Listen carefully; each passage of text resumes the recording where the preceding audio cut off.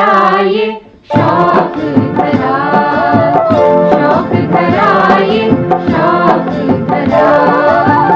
आओ देखे शौक धरा, आओ देखे शौक धरा, शौक धरा ये शौक धरा, शौक धरा ये शौक धरा। हैं शौका भूमि में घाटियां निराली, शिखर पंचाचूली, नदी गोरी काली, मूल मान सरोवर, पवित्र पावन माटी, नर नारायण की भूमि, रमणीक माणा घाटी।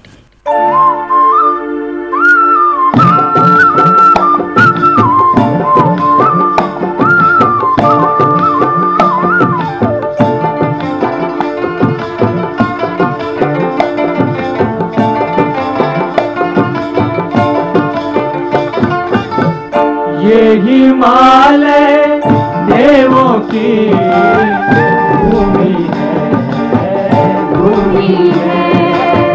घाटियों में शौक यहाँ बसते हैं, बसते हैं।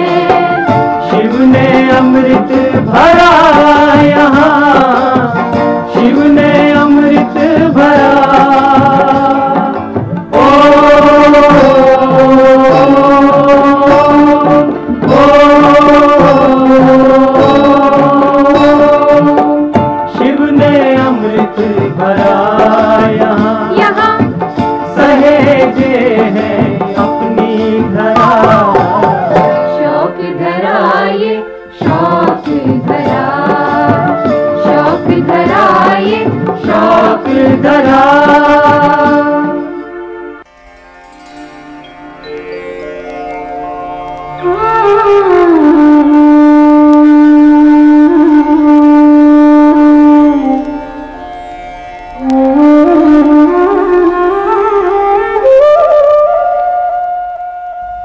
गहरी घाटियों, कठोर पाषाण खंड, अति शीत जलवायु, बर्फीले ध्रुव मार्ग और ग्लेशियरों ने ही शौकाओं को कठोर परिश्रमी, साहसी और प्रकृति के साथ जूझने योग्य बनाया है। ये परिस्थितियां ही शौका समाज को कुमाऊं और गढ़वाल की संस्कृतियों के साथ समायोजित होने में सहायक सिद्ध हुई हैं। शौकाओं, रंग, रोंपा समाज की घाटियां प्राकृतिक नैसर्गिक सौंदर्य से परिपूर्ण हैं। शुद्ध जलवायु और प्राकृतिक वनस्पति, पेड़ पौधों, झाड़ियों, फल फूलों ने इसे स्वर्ग तुल्य बनाया है। देवभूमि उत्तरांचल के सुंदरतम दृश्य इन्हीं घाटियों में हैं। हिम शिखरों, ग्लेशियरों की नैसर्गिक सुषमा से आकर्षित होकर प्रतिवर्ष सैकड़ों पर्यटक यहां आते हैं।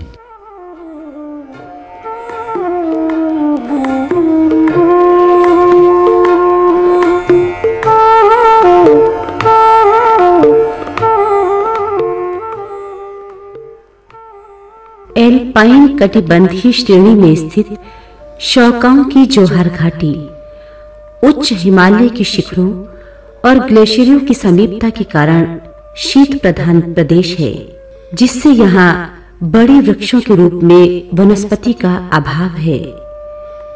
गोरी नदी के दोनों ओर टोला और लास्पा गांव की ऊंचाइयों तक कोणधारी वृक्ष रागा के जंगल हैं। इनसे नीचे 3000 मीटर तक अखरोट, ल्वेंट, नेपला, पांगर और खामिया वृक्ष और निगाले की झाड़ियों से युक्त घने जंगल हैं। 3000 से 3500 मीटर ऊंचाई पर भोजपत्र के जंगल, उससे ऊपर 4500 मीटर ऊंचाई तक बिल, कोटी, छींची और रातपा की झाड़ियां और उससे ऊपर टैगा तुल्य क्षेत्र बुग्याल है। ये बुग्याल सितंबर माह तक हरी घास से आच्छादित रहता है।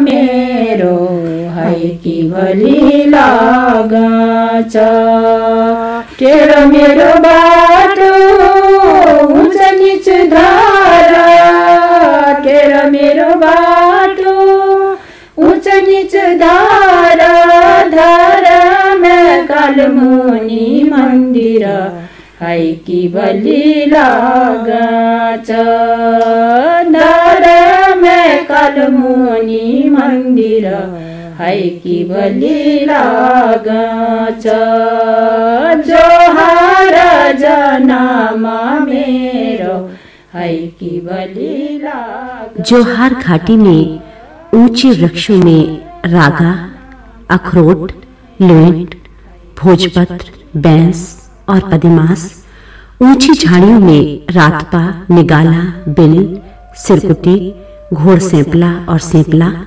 मध्य झाड़ियों में डामा, छोचिया, कुटिया, दुर्फिया और घास व छोटी झाड़ियों में फीची और रोल हैं। 9000 से 12000 फीट की ऊंचाई पर स्थित जोहार घाटी में माह जून से सितंबर तक नप्पल, ऊवा, सरसों और पलथी फाफर की सालाना एक फसल होती है। जोहार में मटर, मसूर की दाल और आलू की अच्छी फसल होती है। फसल में जब जोहार जाते थे मिलम तो वहाँ पर जो होता है आलू और एक गेहूं की प्रजाति का एक दूसरा होता है, उसको उआ बोलते हैं। वो जौ भी नहीं है, गेहूं भी नहीं है, उआ होता है। उसका खासकर सत्तू बनता है। तो जब तिब्बत व्यापार होता था, क्योंकि तिब्बती लोग रोटी भात तो खाते नहीं हैं, वो केवल जा पीते हैं, नमकीन चाय और सत्तू खाते हैं, इसलिए वहाँ उस घाटी में ये उआ बोलते थे बहुत अधिक, और वो तिब्बत ले जाते थे। ये सन 62 के बाद जब तिब्बत जाना छोड़ दिया लोगों ने, इस समय उस वैली में, जोहार वैली, इसमें इस समय फर्न बोल रहे हैं, जिसको ये छोंक डालते हैं, जिम्बू भी बोलते हैं, धुंगार भी बोलते हैं। ये जंगली है, ये घास है, फर्न टाइप का, जंगल में होता था। अब लोग उसकी खेती गांव में करने थे, तो पूरे गांव में उसकी खेती होती है। फिर ये पहाड़ों में जगह जगह उसकी बिक्री की जाती है फसलों में। मूंगफली का जो मुख्य फसल है आपका राजमा और आलू बोते हैं लोग, और नीचे जो घाटी है वहाँ पर धान, मडुआ भी होता है। मडुआ तो करीब करीब लोगों ने बोना छोड़ दिया है। और वनस्पति में 7,000 से ऊपर की जो वनस्पति है वो आपका पांगर और खरसू, तिमसू और ये सुरई, इस तरह की वनस्पति होती है ऊपर के भागों में। और फलों में सेब अधिक होता है, घाटियों में नारंगी और केला भी होता है। दारमा, व्यास और चौदास, इन घाटियों की अपनी अनोखी सुंदरता है। सीमावर्ती इन शौका क्षेत्रों में अमूल्य प्राकृतिक वैभव है। तीनों घाटियों की ऊंचाइयों पर बलवर्धक जड़ी बूटी यरसा गोंबू बहुतायत में है। अन्य जड़ी बूटियां कटकी, हत्ता जड़ी, छीपी, अत्तीस और बलछम है। जड़ी बूटियों के उत्पादन के अलावा कुमाऊनी की वनस्पति की तरह देवदार की भांति ओमोक्षी और भोजपत्र के वृक्ष हैं। पमक्षी की झाड़ियां हैं। नीचे घाटी में कुछ देवदार भी दिखाई देते हैं। चौदास में बुराश भी है।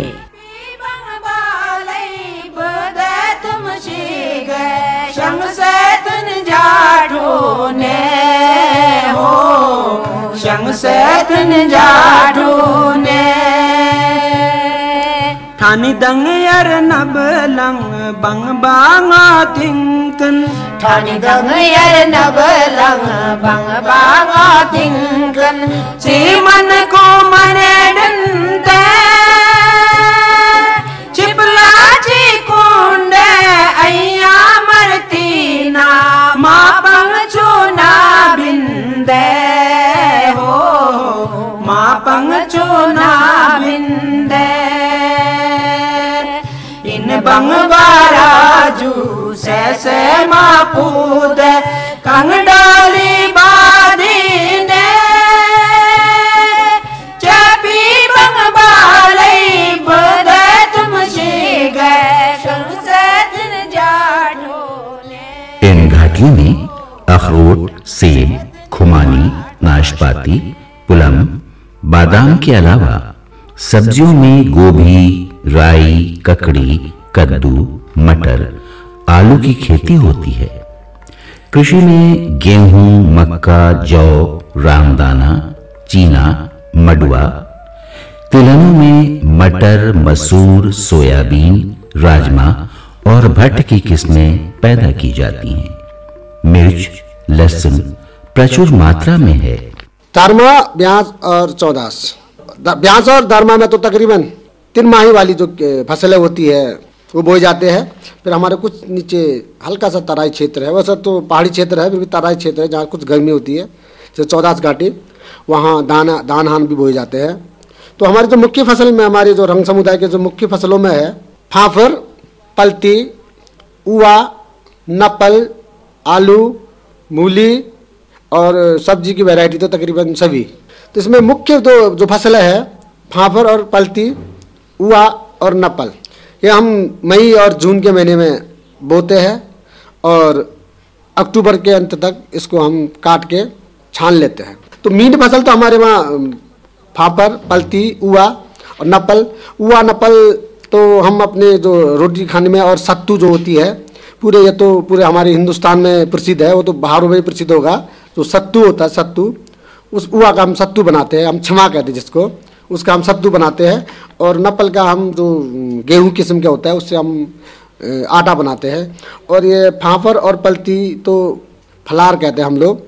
ये हमारा मुख्य भोजन तो है ही है, लेकिन ये हमारा ये कुछ ट्रेड में भी आता है, ये आपका जो बाहर भेजा जाता है। एक फसल जो हम व्यापार में भी हम यूज करते हैं, यानी कि मूली है, क्योंकि जो तगलाकोट के लोग सबसे ज़्यादा मूली के जो कोरा हुआ मूली का जो वो होते हैं, यानी कि पूछा टाइप के जो है, वो बहुत पसंद करते हैं। तो जितने भी हमारे जो रंग समुदाय के लोग हैं, ज़्यादातर क्या है, गरीब तबके के लोग अपना फाफर का आटा बनाया और मूली की जो चाना हुआ वो लेके व्यापारी करते हैं, अपना हल्का फुल्का गुजारा फसला करते हैं।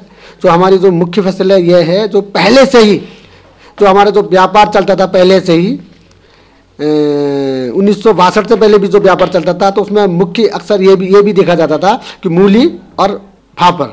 नीतिमाणा घाटी की वनस्पति को पर्वतीय क्षेत्र के अंतर्गत माना जाता है। ज्यों-ज्यों ऊंचाई बढ़ती है, वनस्पति का आकार छोटा होता जाता है। वृक्ष का रूप घास या बुग्याल में परिवर्तित हो जाता है। अंतिम भाग में मिलने वाली वनस्पति है, उसे फेड़ा कमल कहा जाता है। नीति घाटी के गमसाली से ऊपर फूलों की घाटी है। गंधमादन क्षेत्र, ये क्षेत्र दिव्य देवपथ है, जैसा कि महाभारत में उल्लिखित है। अयं च मार्गो भर्त्यानां गम्यः कुनन्दन ततो अहं रुद्रवान् मार्ग तवेवं देवसेवितं धर्षयेद्वा शपेद्वापि मा कश्चिदिति भारत दिव्य देवपथो रेश नात्र गच्छन्ति मानुषः यदर्थ भागतश्चासि तत्सरो अभ्यरण एव हि। ये केवल देवों का मार्ग है, मनुष्यों के लिए नहीं है। इसलिए मैं तुम्हें रोक रहा हूँ ताकि तुम्हें कोई कष्ट न हो। इस दिव्य पथ में पड़ने वाले सरोवर निकट हैं, उन्हें देखकर लौट जाओ। नीतिमाणा घाटी के प्रमुख वृक्ष भोजपत्र, बुरास, चीड़, रागा, देवदार, सुरही, भिटारा हैं। कांटे युक्त झाड़ी, लेपची, जंगली गुलाब, सिदुब, लौह युक्त फल, धेनु और जामुन, औषधीय कांटेदार वृक्ष अमेस, आड़ू सदृश पेड़ किरोल यहाँ की मुख्य वनस्पतियां हैं। प्रकृति ने ऐसी अपनी छटा भी कर रखी है। माणा साइड में तो भले इतना जंगल नहीं है, लेकिन नीति घाटी में आप देखिए पूरा आपको देवदार, रागा, कैल के जंगल दिखाई देंगे। माणा में भी आप ये लगा लीजिए कि सरप्राइज आपको, अगर माणा से हम टुवर्ड्स सतोपन जा रहे हैं तो हमको बीच में एक लक्ष्मी वन दिखाई देता है, जिस लक्ष्मी वन में आज वर्तमान में करीब 100-150 पेड़ हमारे अभी भोजपत्र के हैं। वो पूरा गांव द्वारा संरक्षित किया हुआ हमारा जंगल है। और ऐसे ऐसे तालाब हैं, लेक राक्षस ताल के नाम से जाना जाता है, देवताल के नाम से जाना जाता है। उन तालाबों में आज प्रकृति प्रेमी कोई आना चाहे तो काफी लोग आते हैं अपने राफ्ट लेके, राफ्ट लेके आ रहे हैं, देवताल में आपका बोटिंग कर रहे हैं, वो भी करीब करीब 20,000 फीट की हाइट पे। फिर यहाँ से हमारा क्रॉसिंग हम जो बोलते हैं कि माणा से नीति जाया जा सकता है, माणा से गमसाली जाया जा सकता है, माणा से उत्तरकाशी जाया जा सकता है। तो ये ट्रैक भी हमारे सभी प्रकृति का दिया हुआ है। उपत्यका की संपूर्ण वनस्पति सब औषधियां हैं। समूची नीतिमाणा घाटी वन औषधियों का अपार भंडार है। नीति घाटी के द्रोणागिरी पर्वतीय श्रेणी की संजीवनी हवन, पूजा पाठ और अचूक औषधियों में विशेष स्थान रखती हैं। सालम पंजा, अतीस कड़वीकोट, ममीटी, ब्रजदंती, डोलू, विषकंडारा मुख्य जड़ी बूटियां हैं। गढ़वाल की नीतिमाणा घाटियों में शौका जनजाति की मुख्य फसलें हैं गेहूं, जौ, उवा, फाफर, चीना कोठी, ओगल, सरसों और मटर। यहाँ का फसल जैसे भारत या गढ़वाल की धरती में साल में 2 फसल लिया जाता है, तो हमारी जनजातीय घाटी में, नीति घाटी या माणा घाटी में एक ही फसल लिया जाता है। जो फसल यहाँ जाड़ों में गेहूं जौ की होती है, वह जौ गेहूं की फसल बरसात में इन घाटियों के अंदर होता है। इसमें गेहूं, जौ, उवा, राजमा, आलू विशेष है।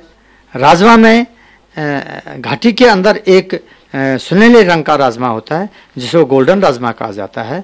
वह राजमा एक अद्वितीय राजमा है जो पकने में सरल होता है और स्वादिष्ट में अन्य राजमाओं, बढ़िया से बढ़िया राजमाओं से भी अत्यधिक स्वादिष्ट होता है। यहाँ के फसल में जंगली फसल में कुछ एक फरण होता है और एक फरण जो जिम्बू कहा जाता है, जो बढ़िया होता है, वह खेतों और बगीचों में उगाया जाता है, जिसकी अच्छी खेती यहाँ होती है। इस इलाके में जो समजीरा, जिसको आजकल शाही जीरा कहा गया है, उसकी भी खेती होने लगी है।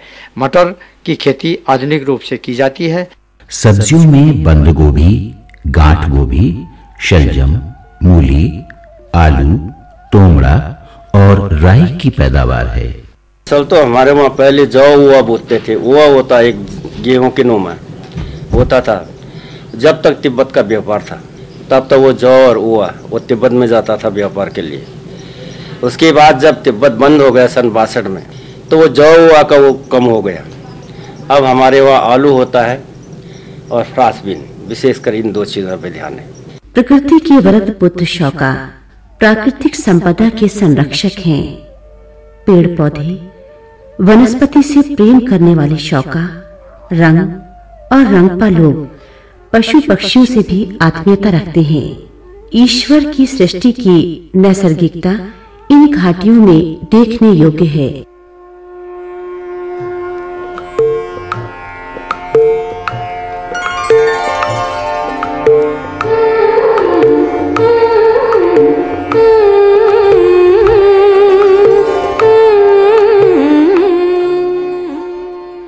जोहार घाटी में तो जीव जंतु भी सौंदर्य का अंग हैं। वन प्राणियों के रूप में रातपा की झाड़ियां कस्तूरी मृगों का विहार स्थल हैं। ये मृग सूर्योदय के समय बुग्यालों में घास चरते हैं, दिन में झाड़ियों में छिप जाते हैं। पांचों देव बास करनी पंचचूली कुनी, पांचों देव बास करनी पंचचूली कुनी, बर्फीला सुकीला डाना, बर्फीला सुकीला डाना, देवभूमि कोनी, देवभूमि कोनी रानी रुमल माँ। यो ताली ताली यो गोरी चाला, वे माथी कानरा रानी रुमल माँ। यो ताली ताली यो गोरी चाला, वे माथी कानरा रानी रुमल माँ। मैं भूली झूलो यो संसारा, नी भूलो कानरा रानी रुमल माँ। मैं भूली झूलो यो संसारा, नी भूलो कानरा रानी रुमल माँ।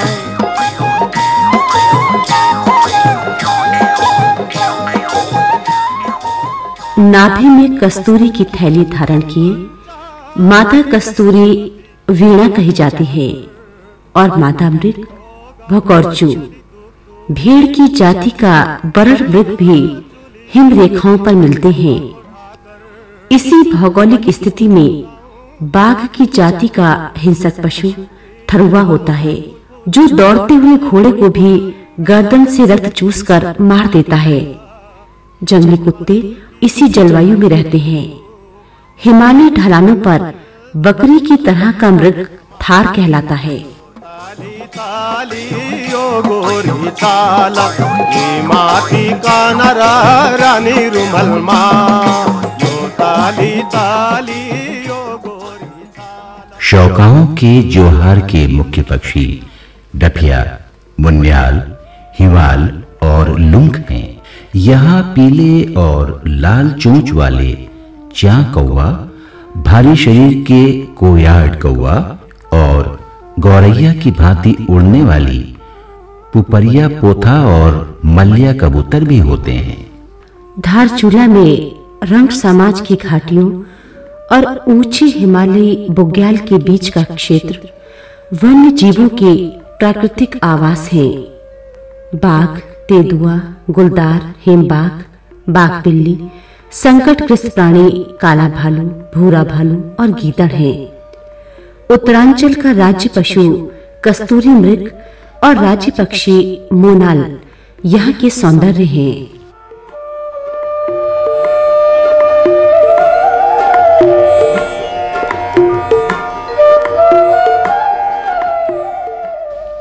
वास्तव में शौक धरा हरियाली, मैदान, नदी, जंगल, पथरीली चट्टानों, हिमनदों, वनस्पतियों और वन्य जीव जंतुओं का अलौकिक संगम है।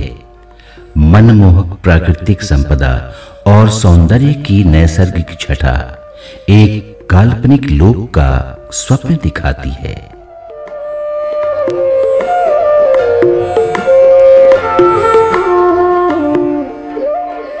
उत्तरांचल की भोटिया जनजाति शौकाओं की ये जन्मभूमि वास्तव में देवभूमि ही है।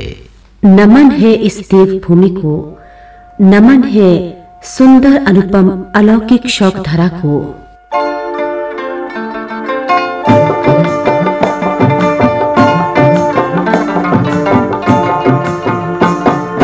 na na na na na na na na na na na na na na na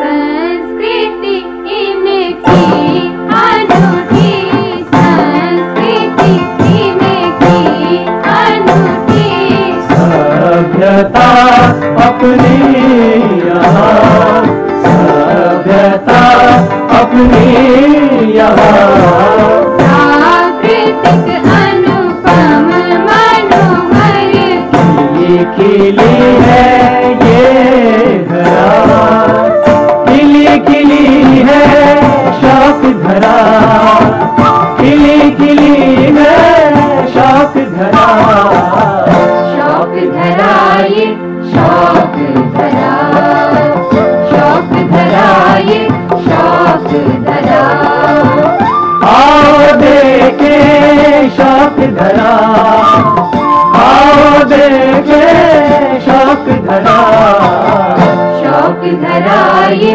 शौक